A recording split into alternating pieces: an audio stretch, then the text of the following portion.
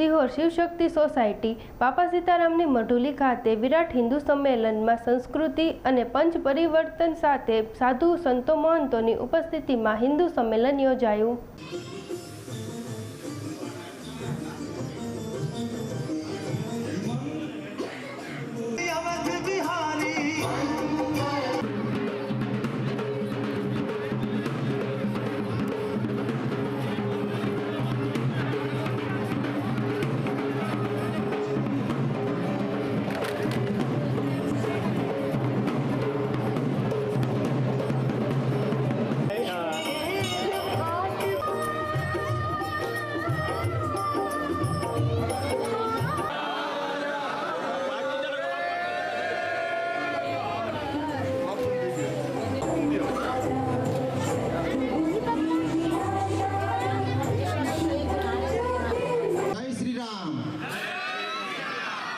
પછી થોડો અવાજ આવવો જોઈએ, મને એવું લાગે કે અવાજ ઓછો છે। ફરી વખત જય શ્રી રામ।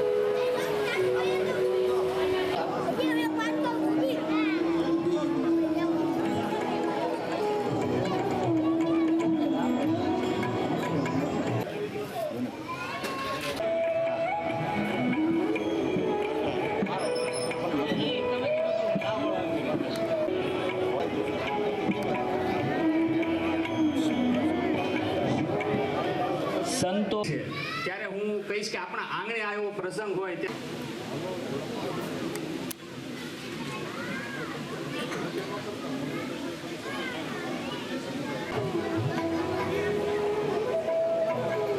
શ્રી શ્રી 1008 મહામંડલેશ્વર સ્વરૂપાનંદ સરસ્વતી મારી સોસાયટીમાં રાખ્યું છે। ભાવભર્યું આમંત્રણ છે બધાને।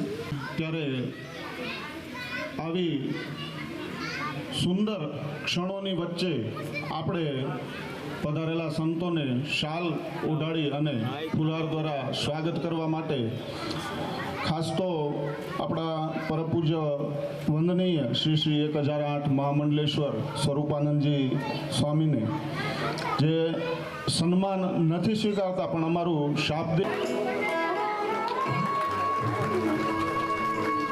ધર્મમય માહોલ આપણા વિસ્તારમાં બન્યો હોય ત્યારે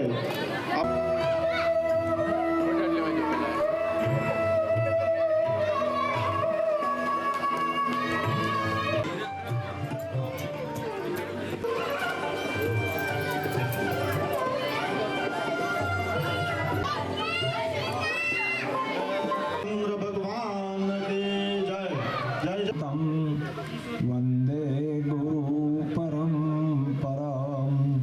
વંદે ગુરુ પરમ।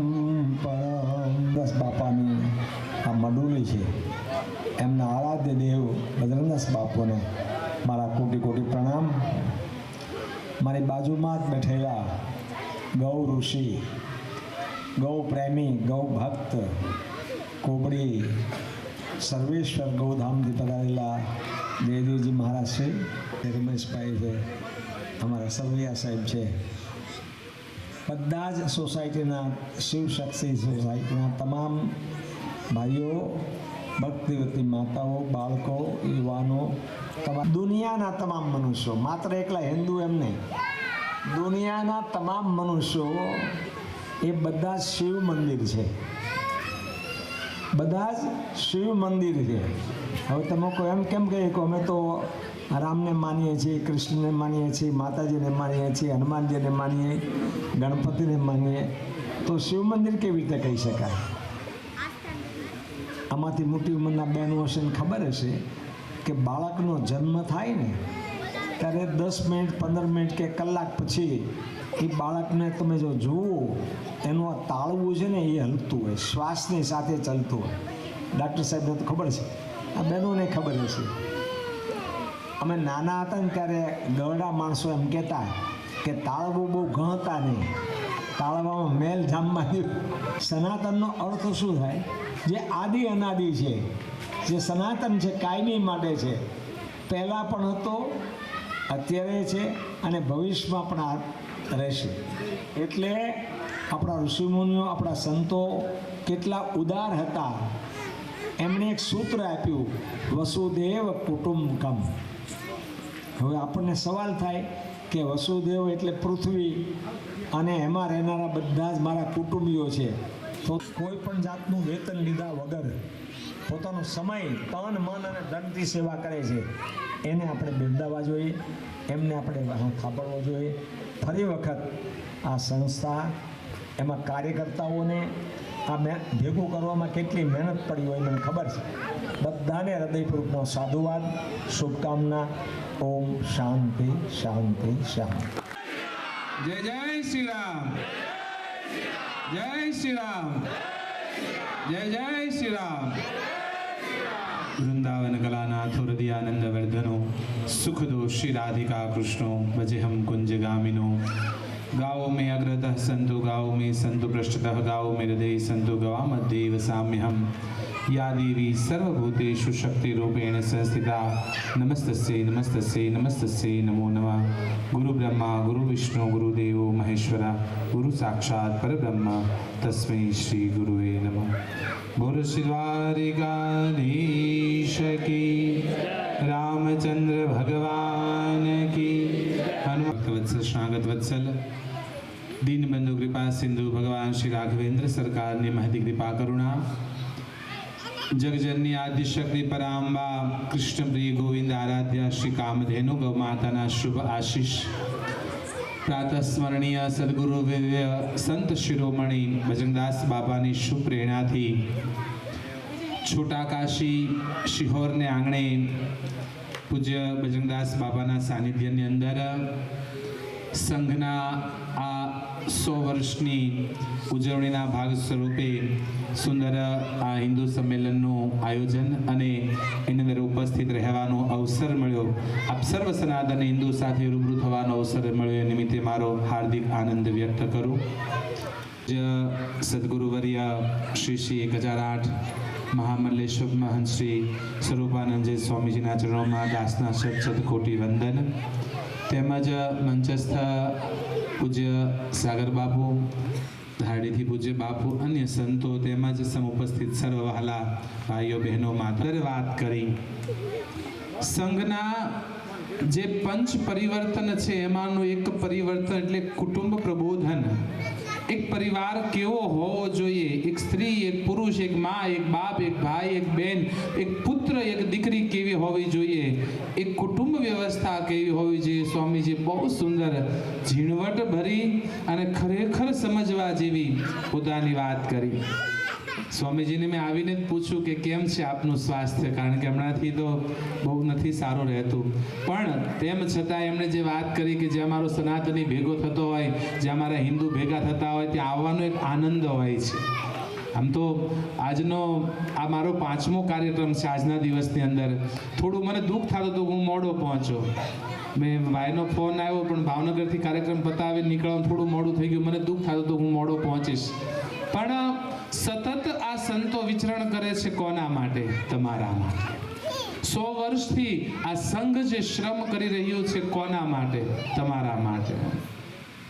સ્વામીજી માફ કરજો, થોડી નાના મોટી કદાચ મોટી વાત થઈ જાય. ઉકળતું લોહી છે ને હજી, એટલે કદાચ કોઈ ગરમ વાત થાય તો ક્ષમા આપના ચરણોમાં. 100 વર્ષ સંઘના જ્યારે પૂર્ણ થઈ રહ્યા છે, પૂર્ણ થયા છે, 101મું વર્ષ પ્રારંભ થયું છે. જાગવું પડશે. આ જાગવાનો સમય છે. આ સાધુ સંતો આવ્યા છે, વિચરણ કરે છે, આ તમને જગાડવા માટે થઈ. નહીં જાગીએ તો યાદ રાખજો બહુ ખરાબ સમય આવશે. ક્યારેક ઇતિહાસના પાના ખોલીને વાંચજો તો ખબર પડશે જાગતા નહોતા, સુતા રહ્યા, એમાં બહુ બધું હિન્દુએ ગુમાવ્યું છે. સ્વામીજી બહુ સરસ વાત કરી કે વસુધૈવ કુટુંબકમની ભાવના જેથી સંતોએ આપી હતી ત્યારે કોઈ વિધર્મી નહોતો અહીંયા, ત્યારે નહોતો અહીંયા. ઇતિહાસ ક્યારેક ખોલશો તો ખબર પડશે. આ ભારત વર્ષમાં હિન્દુ રાષ્ટ્રની અંદર વર્ષો પહેલા 750 મુગલો આ દેશને લૂંટવા માટે આવ્યા હતા. શું કામ આવ્યા હતા? લૂંટવા માટે. એને શાસન કરવાનો કોઈ ભાવ નહોતો. તેમ છતાં અહીંયા આવ્યા અને જોયું કે આ હિન્દુઓને અંદરો અંદર બધાડો મજા આવે એમ છે. તો અંગ્રેજો ઈસ્ટ ઇન્ડિયા કંપની વ્યાપાર કરવા આવી હતી. 250 વર્ષ મને તમને ગુલામ બનાવીને ગઈ. કોઈ શાકભાજીની લારી વાળો શાક વેચવા આવે, સોસાયટીનો પ્રમુખ બની જાય તો આવું આ દેશમાં થયું છે. આ ઇતિહાસો ભૂલાવા ન જોઈએ. ઇતિહાસ, જે દેશ, જે સમાજ ઇતિહાસ ભૂલી જાય ને, ઇતિહાસનું પુનરાવર્તન થતું હોય છે. આ જાગવાનો સમય છે, આ સનાતન ધર્મના અભ્યુદયનો સમય આવ્યો છે. આપણા માટે તો બહુ દુર્ભાગ્ય કહેવાય કે આવા સંમેલનો કરીને આપણને જગાડ. ખબર નહીં કેવી ઊંઘમાં હિન્દુઓ સૂતા છીએ આપણે. વારંવાર આવા બધા આ હિન્દુ સંમેલનો, આ લગભગ મારે આ સંમેલનો 30-32 સંમેલન તો મેં કરી ચૂક્યો છું, હું કર્યો છું. ક્યારેક ક્યારેક તો ખરેખર થાકીએ છીએ કે ક્યાંથી પ્રવાસ કરી કરીને હિન્દુઓ માટે આવી અને આપણે મૂળ 5 ભેગા થાય. કેવડું દુર્ભાગ્ય છે આપણું. જાગવાનો સમય છે, હિન્દુ ધર્મના અભ્યુદયનો સમય છે બાપ. અત્યારે સનાતન ધર્મનો જે અભ્યુદય સૂર્યોદય થયો છે ને, આવો વર્ષોથી નહોતો થયો. યાદ રાખજો, ભૂલાવો જોઈએ. તમે સનાતની છો, તમે હિન્દુ છો, આ ક્યારેય ભૂલાવવું ન જોઈએ બાપ. પોતાના ઇતિહાસને ન ભૂલો. હું તો અવારનવાર કહેતો આવ્યો છું, તમારા ઘરની અંદર આપણી શ્રદ્ધા હોય, ભગવાન રામના આપણે ફોટા રાખીએ, ભગવાન શિવના રાખીએ, કૃષ્ણ આપણી શ્રદ્ધા છે, આપણો ભરોસો છે ઈશ્વર પ્રત્યે. જગદંબાના ફોટા રાખી, આ બધાયના ફોટા રાખજો. પણ જો ખરા અર્થમાં સનાતની હિન્દુ હોવ, તમારા લોહીમાં સનાતની હિન્દુનું શરીરમાં લોહી વહેતું હોય અને કદાચ કોઈ હિન્દુની સ્ત્રીને લાવીને મોટા થયા હો ને, તો તમારા ઘરમાં 2 મહાપુરુષના ફોટા રાખજો. એક છત્રપતિ શિવાજી અને બીજો મહારાણા પ્રતાપ. આ 2 મહાપુરુષ ન હોત ને તો હું તમે હિન્દુ તરીકે જીવતા ન હોત. આજે આ 2 મહાપુરુષ ન હોતા જગતમાં તો કદાચ હું તમે હિન્દુ તરીકે કોઈથી જીવતા ન રહ્યા હોત. હિન્દુ ધર્મને ટકાવવા માટે થયા છાય મહારાણા પ્રતાપની. અને એક ચારણ, એક ગઢવી શરીરમાં ભાલા વિંધાઈ ગયા, તીર વિંધાઈ ગયા હતા અને દોડીની પાઘ લીધી હતી. પાઘને એમ કહેવાય અકબર બાદશાહને નમવા નહોતી દીધી કે રાણો તો નો નમે, રાણાની પાઘ તને નો નમે બાપ. એના સંતાન છે. આપણે આ ભૂલવું ન જોઈએ ક્યારેય. હિન્દુ તો સિંહ છે, આપણે સિંહના સંતાનને, સિંહ જંગલનો રાજા હોય છે, યાદ રાખજો. અને જ્યારે સિંહ ગર્જના કરે ને ત્યારે આખું જંગલ ધ્રુજી ઉઠતો હોય છે. એક ગર્જના સિંહ કરે ને તો એમ કહેવાય કે આમ આઘા 5-7 કિલોમીટર છુપાઈને બેઠેલા હરણા તો ધ્રુજવા લાગતા હોય છે. તમે સિંહ છો, કોની બીક છે બાપ? એક 5 રૂપિયાનો સિક્કો પડ્યો, હકનો નથી તો એ લેવાવાળી પ્રજા આપણે નથી, પણ હકનું હોય એ પાછું મેળવવું છે.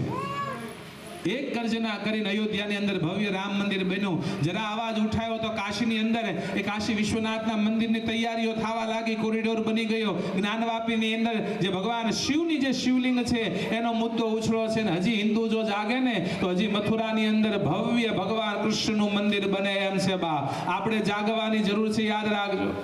હજી પણ કૃષ્ણ જન્મભૂમિની અંદર પૂર્ણ બ્રહ્મ પરમાત્મા ભગવાન કૃષ્ણ જ્યાં પ્રગટો, એ આપણા સંતાનોને તમે જીવાડવા માંગતા હો, આ નાના નાના સંતાનોના ભવિષ્ય જો ઉજ્જવળ કરવા માંગતા હો ને, તો આજથી સંઘની અંદર એને જોડી દેજો.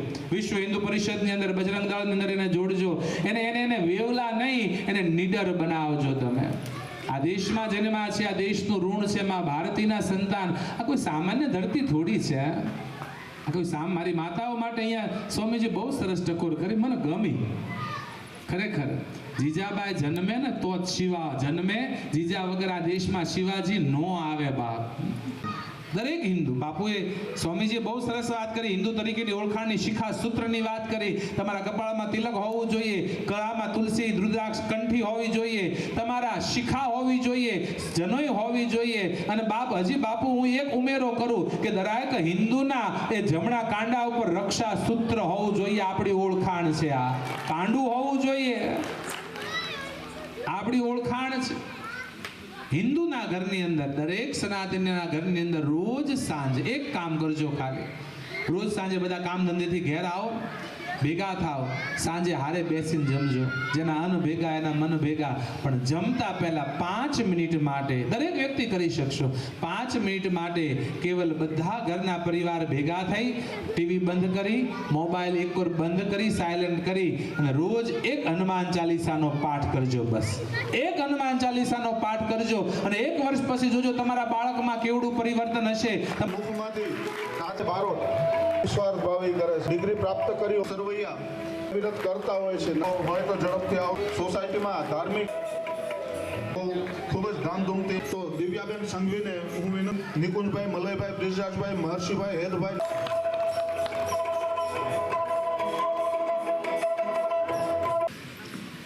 પૂજનીય સંતોમાં ના ચરણોમાં રાષ્ટ્ર જાગરણ અને રાષ્ટ્રની એકતા અને સંસ્કાર સિંચન, આ બધી જ વાતો કરી છે. મારે ઓછા સમયમાં પંચ પરિવર્તનની વાત એ આપની સમક્ષ મૂકવી છે. રાષ્ટ્રીય સંસદ સંઘની સ્થાપના 1925માં પૂજનીય કેશવરાવ બલિરામ હેડગેવારે કરી. હેતુ એક જ હતો કે 1200 વર્ષની ગુલામી પછી પણ બે વસ્તુ એ એમણે અનુભવી. એક, હિન્દુ સમાજમાં એકતા ન હતી અને બીજું, રાષ્ટ્રભક્તિનો અભાવ. આ બે વસ્તુ જે આપણામાં ખૂટતી હતી એને કારણે આપણે 1200 વર્ષની ગુલામી સહન કરી.